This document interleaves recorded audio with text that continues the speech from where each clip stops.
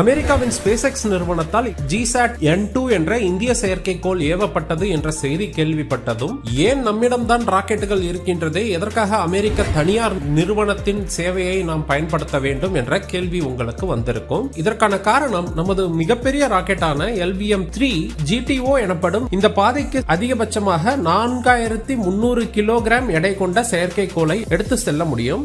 ஆனால் இந்த செயற்கைக்கோளின் எடை 4700 கிலோகிராம், அதாவது 400 கிலோகிராம் அதிகம். 400 கிலோகிராம் எடை அதிகமான செயற்கைக்கோளை இந்த ராக்கெட்டில் ஏவ முயற்சி செய்தால் அது அந்த பாதையை அடைவதற்கு தேவையான அளவிற்கு வேகம் பெறாது.